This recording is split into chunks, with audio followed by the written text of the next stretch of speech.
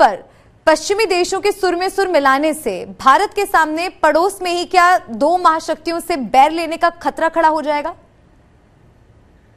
देखिए, जहां तक सवाल है भारत की पॉलिसी, जैसे कि मैडम ने भी अभी डिस्क्राइब किया था, कि बहुत ही संतुलित है और हम लोग वेट एंड वॉच की सिचुएशन में चल रहे हैं। We are just observing the situation right now. Mallika, ये जो वेस्टर्न कंट्रीज जो रूस के ऊपर सैंक्शन लगाने की बात कर रही है, मुझे लगता है आंख मिचौली का गेम है। कल भी जो बाइडेन ने किया रात को, और मुझे नहीं लगता कि कोई रूस को उससे कोई असर होने वाला है।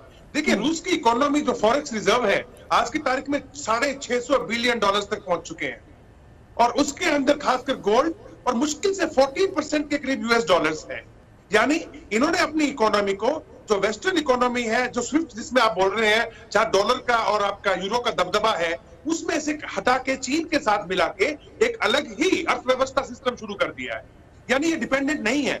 अगर यूरोप स्विफ्ट को लागू करता है, जो कि एक न्यूक्लियर सैंक्शन माने जाएंगे एक तरीके से, ये मेरा मानना है कि इसका बैकलैश जो है यूरोप के ऊपर वो बहुत तगड़ा होगा, क्योंकि जितनी भी गैस पाइपलाइंस है, 70% गैस जो जा रहा है यूरोप के अंदर, उनकी इकोनॉमी इस पे बहुत ज्यादा बेस्ड है। इलेक्ट्रिसिटी से लेकर के उनके जितने भी सिस्टम्स हैं, सब इनके ऊपर बेस्ड है।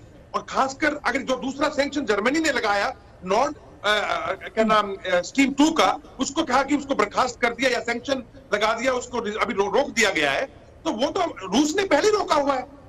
नॉर्थ स्ट्रीम 2 जो गैस पाइपलाइन रूस और जर्मनी के बीच में लगाई गई थी, उसको रूस ने खुद रोका हुआ है कुछ दिनों से, बिकॉज कुछ शर्तें रूस चाहता था कि जर्मनी माने। तो उससे रूस को क्या फर्क पड़ने वाला है? इसीलिए अगर आपने देखा हो, कल के इन सब के एक्शंस को देखने के बाद रूस ने अब अपनी मिलिट्री एक्शंस बढ़ा दी हैं, बिकॉज रूस भी समझ गया है कि इन्होंने करना धरना कुछ है नहीं। इनके पास में जो ये सैंक्शंस की बात कर रहे हैं, उसका रूस पे कोई असर नहीं पड़ेगा। हाँ, थोड़ा चीन की इकोनॉमी या चीन के साथ में जो बिजनेस बढ़ जाएगा, लेकिन रूस ने अपनी तैयारियां 2014 के बाद, जब रूस के ऊपर सैंक्शन लगा था क्रीमिया के बाद में, उस तब से अपनी तैयारियां शुरू कर दी थी। और मैं आपको ये बताना चाहूं, स्विफ्ट का जो ये सैंक्शन सिस्टम है ना, ये भी यूरोप नहीं लगा पाएगा, क्योंकि $31 बिलियन का डेट है। $31 बिलियन का जो है कर्ज है रूस के ऊपर, इन यूरोपियन देशों की कंपनियों का, वो सारा डूब जाएगा। ये इतना आसान नहीं है। और रही बात मिलिट्रीली, मैं आपको बताना चाहूं, मिलिट्री देखिए, क्या अमेरिका ने तैयारी की है रूस के मुताबिक? नहीं। रूस की जो स्ट्रेटेजिक फोर्सेस है, वो अपनी मिसाइल्स, कीजल मिसाइल्स हो, चाहे इनके हाइपरसोनिक मिसाइल्स हो, स्पेस अपने स्टेशन हो, यूनिवर्स के जो इनके अपने प्रोटेक्शन सिस्टम से रॉकेट फोर्स है, सबकी तैयारी करके, एक्सरसाइज करके बैठ गया। अमेरिका ने क्या किया? कुछ फोर्सेस पोलैंड में डाल दिया, कुछ फोर्सेस हंगरी में डाल दिया। ब्रिटेन ने क्या किया?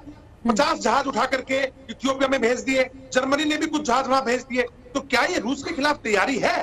रूस पूरी तरीके से तैयार है। और अभी इसीलिए मेरा मानना यह है कि जैसे ही डोनबास के इलाके के अंदर, जो अभी दोनों के दोनों क्षेत्र रूस ने जो है स्वतंत्र घोषित किए हैं, जिनके अंदर रूसी समर्थित अलगाववादी थे, अभी 1/3 हिस्से में सिर्फ वो लोग थे। तो पहले तो रूस डोनबास के इन दोनों क्षेत्रों का, जो कि लुहांस और डोनेट्स्क है, इन क्षेत्रों को काबिज होगा।